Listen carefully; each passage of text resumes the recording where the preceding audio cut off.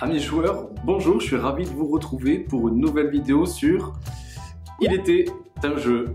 Si vous avez toujours voulu être un docteur réputé, mais que les études c'était pas trop votre truc, alors vous allez adorer le jeu que je vais vous présenter aujourd'hui. C'est un jeu qui va intégrer une mécanique un petit peu particulière, c'est la mécanique du bag building, c'est-à-dire la construction de son propre jeu, mais à travers une pioche dans un sac. Et ce jeu, c'est les charlatans de Belcastel. Les charlatans de Belcastel, c'est un jeu de 2 à 4 joueurs à partir de 10 ans pour des parties d'environ 45 minutes. Dans les charlatans, on va se retrouver dans les bazars de Belcastel et c'est dans ce bazar qui se déroule tous les ans que les meilleurs docteurs miracles et rebouteux sont donnés rendez-vous afin de proposer leur talent de guérisseur à la population qui est venue en masse. Transpiration des pieds, ok, petit bobo. À vous de jouer pour proposer le filtre adapté à toutes les situations. Et donc chaque docteur va devoir concocter sa propre potion en puisant les ingrédients dans un sac jusqu'à concocter la potion parfaite, juste comme il faut. Mais attention à ne pas être trop gourmand et à faire exploser la mixture. Il va donc falloir aussi savoir s'arrêter au bon moment pour vendre notre remède au meilleur prix. Et l'argent ainsi récolté va permettre d'acheter des nouveaux ingrédients qu'on viendra ajouter dans notre sac pour proposer des potions avec ces nouveaux ingrédients. Et ainsi, chaque sac va se remplir avec des ingrédients de plus en plus puissants et de plus en plus diversifiés pour proposer des potions toujours plus puissantes. Et espérons que la prochaine potion qu'on va fabriquer sera meilleure que les précédentes et qu'on pourra ainsi vendre à meilleur prix. Qui sera élu le meilleur guérisseur de l'année? C'est ce qu'on va voir tout de suite et je vous en parle maintenant.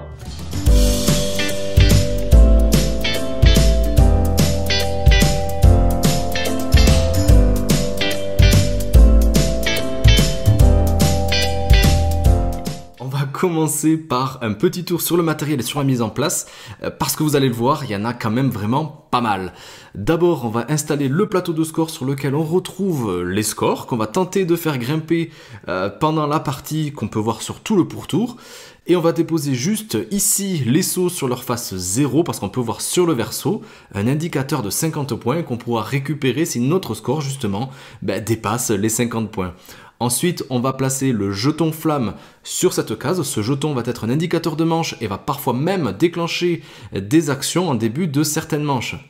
À côté de ce plateau, on va déposer les rubis, le dé et les cartes divinatoires. De l'autre, on va pouvoir maintenant séparer les ingrédients qu'on va classer non pas par couleur, mais par valeur, donc en 3 tas différents avec les valeurs de 1, de 2 et de 4. Et pour connaître les capacités des différents ingrédients, on va maintenant poser les grimoires des couleurs correspondantes à la vue de tous. On retrouve le livre orange qui est tout le temps le même et qui sera utilisé tel quel à chaque partie que vous ferez. Le livre noir qui a 2 faces à utiliser en fonction du nombre de joueurs autour de la table et qu'on pourra facilement identifier grâce au nombre de chaudrons représentés juste ici. Les autres grimoires qui concernent les ingrédients vert, bleu, rouge, jaune et violet peuvent se jouer en 7 et je vous conseille de les faire comme ça pour mieux harmoniser, on va dire, les parties.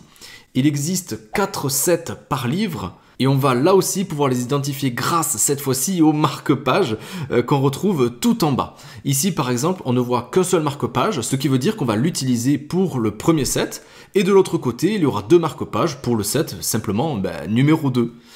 On va débuter la partie avec les livres vert, bleu et rouge. Les livres jaune et violet, on va les mettre de côté, ils vont entrer un peu plus tard dans le jeu et on verra ça tout à l'heure. Chaque joueur peut maintenant recevoir son propre chaudron, son sac et son marqueur 2 points. Il prend aussi une bouteille qu'il vient poser avec le côté plein visible ici sur son dessous de verre. On vient ensuite poser le jeton rat dans la coupelle juste à côté. Puis on va poser un rubis sur le sac à rubis. On va placer notre jeton goutte au centre du chaudron. Et on va maintenant pouvoir remplir notre sac avec quelques ingrédients de base qui sont rappelés tout en bas de notre plateau à gauche du plateau chaudron. Ça y est, on est prêt. On va pouvoir commencer à concocter nos petites potions. Et avant de rentrer dans le vif du sujet, en début de chaque manche et à tour de rôle, un joueur va piocher une carte divinatoire et va résoudre son effet. Parfois, ce sera un effet pour tous les joueurs, comme par exemple cette carte qui dit que chaque joueur va pouvoir lancer le dé une fois et prendre le bonus correspondant. Ou seulement pour le joueur qui vient de piocher la carte, comme par exemple ici avec celle-ci, qui nous permet d'avancer notre goutte d'une case. Et maintenant, voyons comment préparer nos potions. Pour préparer sa potion, chaque joueur va piocher un jeton l'un après l'autre dans son propre sac et va les poser les uns après les autres sur la bande de comptage en cercle dans son chaudron. Et tous les joueurs vont venir remplir leur chaudron en même temps, sans temps mort. La pose de ces jetons est un peu particulière car on va devoir les placer à la suite de la goutte selon sa valeur. Ainsi, alors qu'un ingrédient avec une valeur de 1 va être simplement placé à la suite après la goutte, un jeton avec une valeur de 3 va être placé cette fois-ci de 3 cases après le jeton précédent. Et ainsi de suite avec les autres ingrédients qu'on va piocher. Et après avoir pioché et poser un jeton, chaque joueur va pouvoir décider s'il souhaite poursuivre sa recette et de continuer à piocher, ou bien de s'arrêter. Et vous allez me dire, mais pourquoi il aurait envie de s'arrêter volontairement? C'est pas logique ça. Eh bien parce que si on arrive avec un total d'ingrédients blancs dont la valeur totale va dépasser 7, et seulement ces jetons blancs, les autres jetons, on ne va pas les comptabiliser, alors notre potion va littéralement exploser. On va être contraint d'arrêter de piocher et le nombre de récompenses qu'on va pouvoir tirer de notre mixture à la fin de la partie va être grandement diminué. Il va donc falloir faire bien attention aux ingrédients blancs, les compter régulièrement pour ne pas faire exploser notre potion. Les ingrédients orange, eux, ils servent qu'à remplir le chaudron et à donner un petit goût de citrouille à notre préparation. Les jetons bleus, rouges et jaunes vont, eux, par contre, proposer des actions supplémentaires qu'on va devoir réaliser immédiatement. Et pour connaître cette action, justement, on pourra alors se référer au livre de couleurs correspondant que nous avons ouvert juste au début de la partie. Et bien sûr, pour la première manche, on n'en aura pas. Mais par exemple, si je pioche un ingrédient rouge et que j'ai déjà posé auparavant un ou plusieurs jetons orange, comme il est indiqué sur le livre, alors je vais pouvoir avancer ce jeton rouge d'un nombre de cases un petit peu plus important. Ou encore, avec les jetons bleus, je vais pouvoir piocher un ou plusieurs jetons en fonction de la valeur du jeton bleu que je viens juste de piocher et de poser, et choisir si je veux en poser un ou pas. Et là encore, tout dépendra aussi du set qu'on aura choisi en début de partie, car les pouvoirs, eux, ils vont être différents à chaque fois. A noter qu'à tout moment, sauf si notre potion a explosé, on va pouvoir utiliser notre bouteille pour diluer notre potion et retirer le dernier jeton qu'on vient juste de poser. On va alors retourner la bouteille, elle est maintenant vide et elle ne pourra plus être utilisée, à moins de réussir à la remplir. Et la manche va prendre fin quand tous les joueurs auront décidé de ne plus piocher, ou alors parce qu'ils ont été contraints par une explosion. Et on va passer au décompte des points. Ce décompte va comporter 6 phases différentes. Déjà, avant de commencer le décompte, on va regarder la première case visible directement après le dernier ingrédient qu'on vient juste de poser dans notre chaudron. Disons par exemple, ici sur cette manche, je me suis arrêté sur la case numéro 16, je vais donc prendre en compte la case 17. Donc premièrement, on retrouve le dé bonus. Ça va faire déjà un avantage à prendre en compte pour ne pas faire exploser sa potion, car seuls les joueurs qui auront leur potion intacte vont pouvoir participer au lancer de dés bonus. Et ce sera celui qui aura atteint la case avec la valeur la plus élevée qui va avoir l'honneur de jeter ce dé. Et en cas d'égalité, ce sera celui ou celle qui sera arrivé le plus loin avec ses jetons dans le chaudron qui va l'emporter. Le gagnant va alors pouvoir lancer le dé, prendre le bonus correspondant comme des points de victoire immédiats ou des rubis par exemple. Ensuite, on va pouvoir réaliser les actions de jetons. Chaque joueur va regarder dans son chaudron s'il a déposé des jetons noirs, des jetons verts ou des violets, et on va pouvoir réaliser leurs actions correspondantes en jetant un œil dans leurs livres respectifs. Par exemple, pour les ingrédients noirs, celui qui aura déposé le plus de papillons de nuit va gagner le droit d'avancer sa goutte d'une case et va gagner un rubis, alors qu'en cas d'égalité, les joueurs vont juste avancer leur goutte, ce qui est déjà pas mal. Ou encore avec les ingrédients verts, si on a déposé une araignée en dernier ou en avant-dernier dans le chaudron, on va alors gagner un rubis. On retrouve ensuite l'action rubis et pour cela on va simplement regarder si la case qui sert au décompte comporte ou non un rubis. Et si c'est le cas, eh bien on va gagner un rubis comme c'est le cas pour moi ici. Et cette fois-ci, peu importe que le chaudron il est explosé ou non. Pour les 4e et 5e actions, les joueurs qui auront fait exploser leur potion vont devoir faire un choix. Soit gagner des points de victoire, soit acheter des nouveaux ingrédients. Et si la potion est restée intacte, on va alors pouvoir faire les 2 actions. Pour gagner des points de victoire, on va là aussi regarder à nouveau cette case qui nous sert au décompte et on va s'intéresser cette fois-ci au petit carré ici, là, juste là. Il y a marqué 4 pour moi, je vais donc gagner 4 points de victoire et faire avancer mon pion sur la piste de score, donc de 4 cases. L'autre valeur sur la case, ici le 17, ça va nous servir cette fois-ci à acheter des nouveaux ingrédients pour nos potions et on va pouvoir en acheter au maximum 2 différentes. Et on va retrouver le prix de ces ingrédients encore une fois, sur les livres. Et bien sûr, plus le prix sera important et plus les jetons vont permettre d'avancer rapidement. Donc par exemple, ici, moi avec mes 17 points, je vais pouvoir acheter, on va dire, un jeton noir et allez, un jeton bleu. Et je vais les rajouter immédiatement dans mon sac en espérant pouvoir les piocher pendant les prochaines manches. Et avant de passer à la manche suivante, et comme c'est indiqué juste ici, on va pouvoir échanger 2 de nos rubis contre la possibilité d'avancer notre jeton goutte d'une case ou de pouvoir remplir notre bouteille si on l'avait utilisé pour annuler un jeton auparavant comme on l'a vu.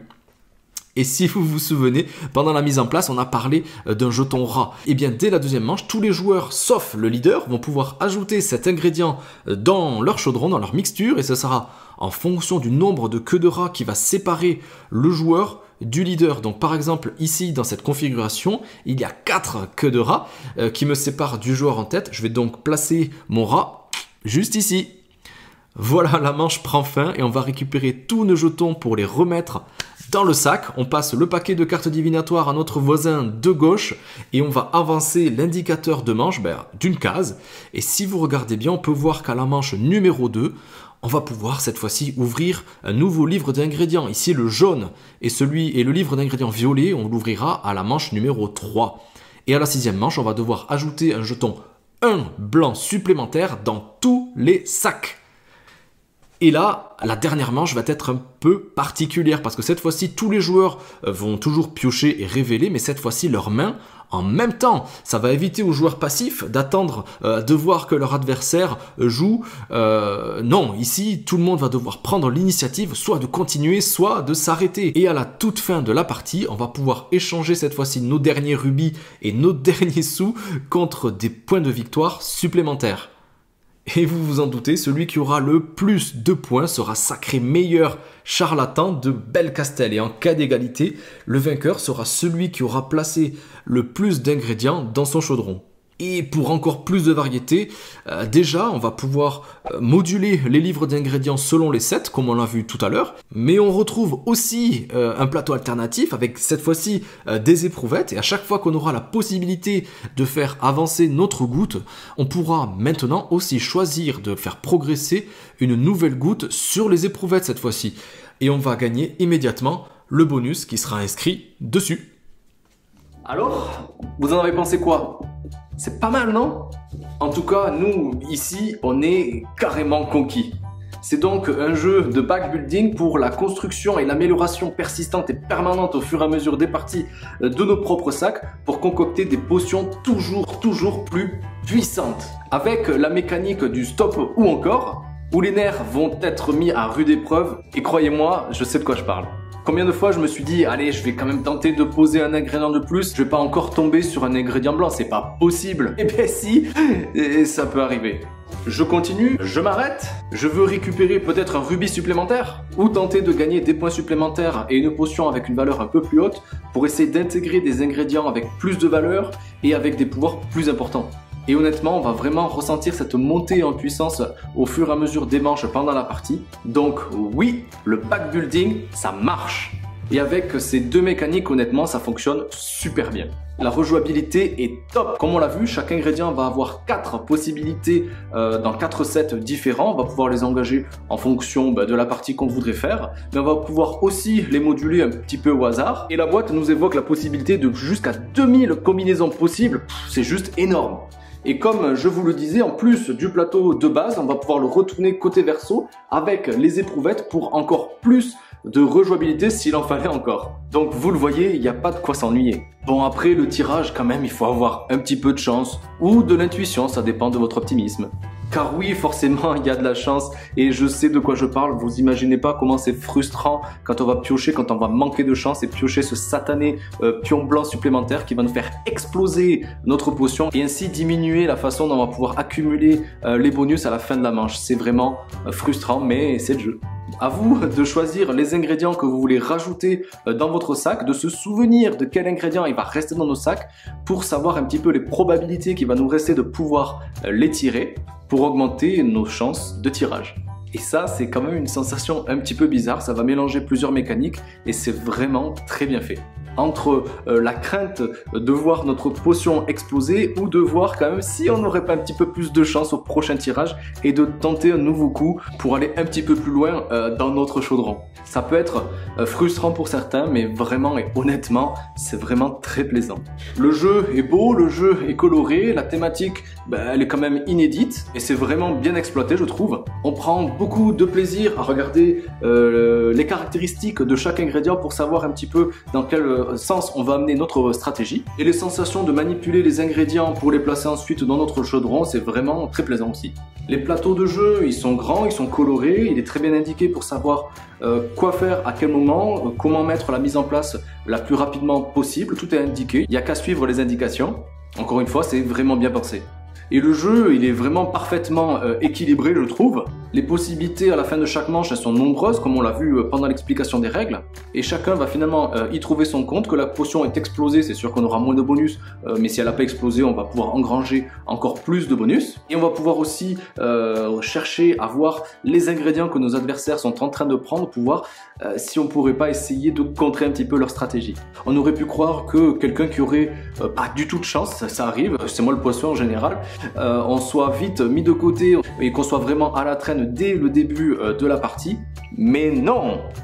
Car pour ceux qui n'auraient pas la main chanceuse, avec la possibilité de rajouter l'ingrédient rat en fonction de notre écart entre le premier et notre place sur notre propre chaudron, ça c'est vraiment malin et ça va nous permettre d'avoir un petit peu plus d'avance justement sur ce premier joueur et tenter de le rattraper au final. Et ça c'est vraiment une excellente idée. Le dernier pourrait bien être le gagnant. Et donc les plus malchanceux ne seront pas forcément très longtemps à la traîne. C'est fluide, c'est dynamique, la dernière manche elle met un peu plus de piquant, on va devoir chacun piocher en même temps et voir si l'autre va faire un coup de bluff et ne rien tirer alors que nous on va piocher notre dernier ingrédient qui va faire exploser la mixture alors que peut-être on se serait arrêté avant. Ça c'est juste génial. Et si vous voulez, vous pouvez même mettre ça à chaque manche, ça mettra un peu plus de piquant. Les Charlatans de Belcastel, c'est un jeu qu'on a mis un moment quand même à avoir dans notre ludothèque et on regrette forcément de ne pas l'avoir eu plus tôt. Voilà, j'espère que cette vidéo vous a plu. Comme toujours, lâchez-moi un gros pouce bleu, ça vous a fait plaisir, ça me fera moi toujours plaisir. Avec un petit commentaire, j'essaie de vous répondre le plus rapidement possible, comme à chaque fois. Ou à vous abonner ou à aller sur notre compte Insta aussi. On y poste des photos, des avis assez régulièrement sur des jeux dont j'ai pas encore fait les vidéos. Donc ça nous permettra un peu de nous rapprocher, de partager encore plus cette passion du jeu de société. Sur ce, je vous dis à très vite sur Il était un jeu. Ciao!